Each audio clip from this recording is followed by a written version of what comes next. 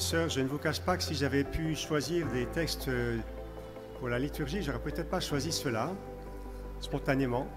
Pour la dernière messe de notre session, il nous parle de mort soudaine, d'un patrimoine qu'on a acquis au prix d'un grand travail mais qui finalement ne sert à rien, d'héritage qui se passe mal, d'un travail qui ne donne rien, du repos finalement qu'on n'arrive pas à trouver. Tiens, le repos est présent. Vous avez peut-être remarqué 2 fois dans les textes d'aujourd'hui, on parle du repos, mais ce n'est pas tout à fait comme on l'attendrait. La première lecture, Qoéleth nous parle d'un homme qui a beaucoup travaillé, qui a réussi, au prix de fatigue et de veille. Même la nuit, son cœur n'avait pas de repos. Et voilà qu'il doit laisser ses richesses à un héritier qui ne s'est donné aucune peine. C'est l'histoire du vieux rabat-joie qui est toujours à bosser et du jeune abruti qui n'en fiche pas une ramée, et l'héritage se passe entre les deux. Et on nous dit c'est un grand mal.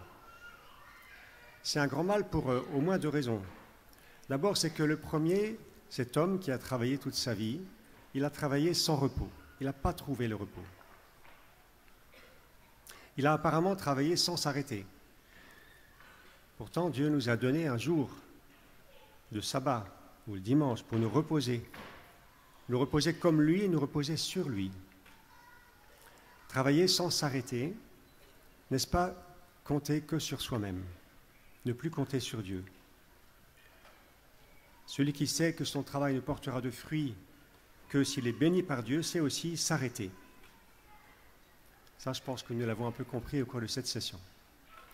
Mais il y a un deuxième mal, c'est le repos sans travail. Ça, c'est le jeune qui hérite, qui est peut-être, on imagine, le fils.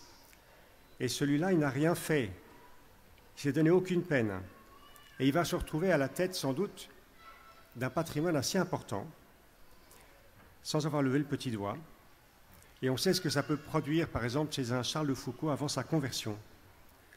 Un immense vide, un ennui sans fin.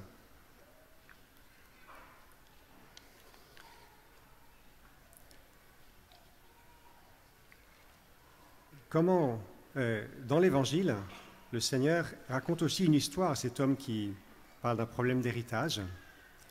Il raconte l'histoire d'un homme riche qui a un souci, le pauvre. Sa récolte a dépassé la taille de ses greniers. C'est dur d'être riche. Et ça lui cause bien des soucis. Et en tout cas, il se dit, je vais me reposer maintenant. Et puis Dieu lui redemande sa vie et il n'arrive même pas à se reposer. Donc c'est un premier petit point que je voudrais évoquer avec vous dans la suite de tout ce que nous a dit le Père Paul. Comment unir dans notre vie le travail et le repos. Notre action est celle de Dieu. Ce que nous faisons et puis ce que Dieu fait lorsque nous nous laissons, lorsque nous prenons du temps pour prier, pour nous reposer. Le dimanche, c'est ça, le repos et la prière. Comment agir dans l'esprit pour répondre à l'appel du Seigneur.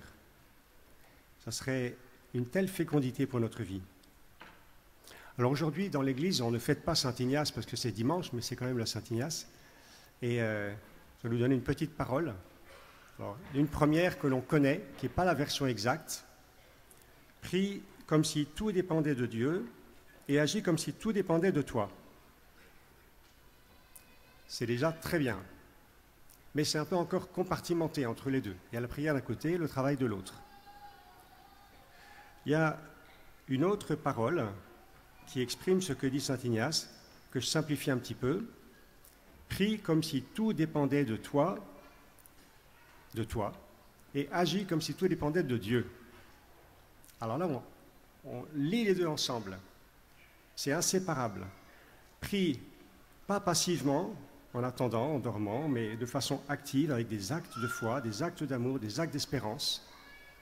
La prière est aussi une sorte de travail et de repos à la fois. Dans la prière, c'est Dieu qui fait l'essentiel, bien sûr, mais tu as quand même quelque chose à faire, à te déterminer, à mobiliser tes forces. Donc prie comme si tout dépendait de toi et agis comme si tout dépendait de Dieu, c'est-à-dire agis de manière décontractée. Quand tu travailles, travaille en te reposant sur Dieu, en t'appuyant sur lui, en demeurant ouvert et docile à son esprit. C'est lui qui fait porter du fruit à ton travail. Le psaume le disait à la fin, « Consolide, Seigneur, l'ouvrage de nos mains. »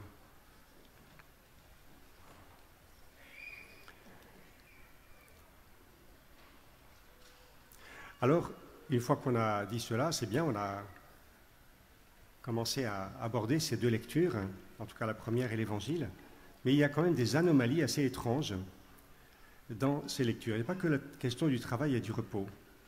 Pourquoi l'homme dont parle Qoéleth est si mécontent de transmettre son bien à un héritier?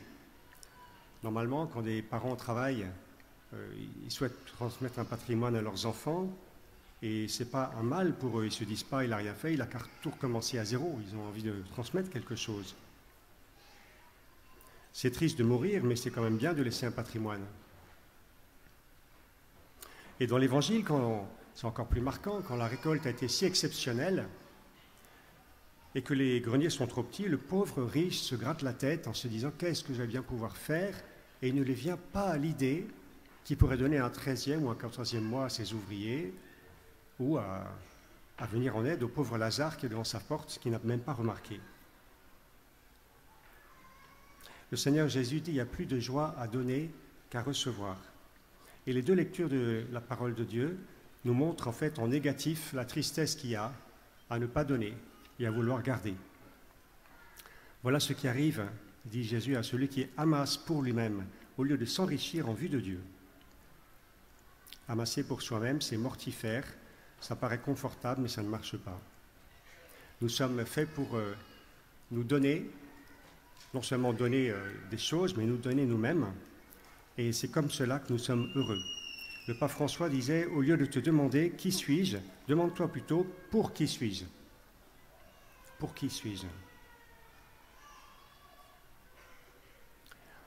La mission qui a été responsable des foyers de charité racontait cette histoire. Il était allé voir une femme, une vieille dame qui était seule, sans personne, qui vivait seule, et priait avec elle. Et puis, il se rendait bien compte que sa vie n'avait plus de sens parce qu'elle n'avait personne qu'elle pouvait aider. Elle ne pouvait pas sortir. Alors, il s'est dit, je vais lui demander, est-ce que vous ne pourriez pas me faire quelques chaussettes, me tricoter quelques chaussettes, parce que l'hiver, j'ai froid aux pieds. Et alors, il va la voir de temps en temps, puis elle ne reparlait pas de ses chaussettes. Il se dit, elle a dû oublier, c'est la mémoire proche qui est pas très bonne. Bon. Et puis un jour, il lui redemande, vous avez pensé à me faire des chaussettes? Et elle va dans son armoire et elle sort 12 paires de chaussettes qu'elle avait fait pendant tout ce temps-là. Sa vie était orientée vers quelqu'un et vers l'amour, vers la charité. Ou encore Mère Teresa qui était rentrée chez quelqu'un qui, très pauvrement, qui vivait dans le noir tout seul, sans rien faire. Elle avait dit, on pourrait allumer une bougie, ça ferait un peu plus gai. Et puis, des années après, elle entend parler de lui. Il lui fait dire, allez dire à mon ami que la lumière qu'elle a allumée dans ma vie est toujours allumée. S'enrichir en vue de Dieu. S'enrichir en vue de Dieu, je note assez amusant que ce ne soit pas s'appauvrir en vue de Dieu. Je sais que la pauvreté est une très belle chose, mais c'est s'enrichir en vue de Dieu. Alors on a, vous savez, je pensais en entendant la lecture de la parole de Dieu tout à l'heure, on a un héritage qui nous est réservé dans les cieux. Est-ce que cet héritage, nous acceptons de le partager aussi, pas que l'héritage de la terre? C'est ce que nous disait le Père Paul. S'enrichir en vue de Dieu. L'homme qui est riche et qui a fait une très bonne récolte, il a envie de s'arrêter. En fait, il pourrait continuer à s'enrichir, mais en même temps à donner. Il y aurait un mouvement. Il donne, il reçoit. Et c'est le mouvement de la vie. Recevoir et donner. Le but de notre vie, comme Sainte Thérèse, c'est d'arriver au ciel les mains vides, pas parce que nous n'aurons rien fait, mais parce que nous aurons beaucoup acquis et beaucoup donné. Alors je pense bien sûr dans cette messe aux volontaires bénévoles du Rocher qui ont beaucoup reçu et beaucoup donné aussi d'ailleurs dans cette année. Ils ont rencontré beaucoup de richesses humaines, beaucoup de joie, d'épreuves traversées ensemble. Ils se sont frottés les uns aux autres et ils ont tissé des très belles relations, des belles amitiés. Ils ont aussi prié assidûment, et ce n'est pas si simple de prier dans la fidélité. Ils ont beaucoup reçu à travers tout ça. Alors, je voudrais leur dire de donner, de ne pas avoir peur de donner, même s'ils ne sont pas compris, même s'ils n'ont pas les mots pour le dire, de ne pas le garder. Ne le gardez pas pour vous. Et c'est vrai aussi pour nous tous dans cette session qui avons à donner ce que nous avons reçu. Pas seulement, je pense que je vais le faire parce que je n'ai pas assisté à tout, à voir l'un ou l'autre replay et à vibrer à nouveau dans ce qu'on va voir, dans les replays. Se souvenir, c'est très bien, la mémoire, c'est très important, mais le transmettre aussi, en vivre. Le transmettre par le feu qui habite notre cœur, plus que par les paroles. Mieux vaut allumer le désir par une parole qui vient du cœur que de bassiner les gens en leur racontant tout de A à Z alors qu'ils n'ont pas vécu. Voilà, prions dans la suite de ces belles fraternités que nous avons vécues les uns pour les autres, que le Seigneur nous donne ainsi de partager ce trésor que nous avons reçu.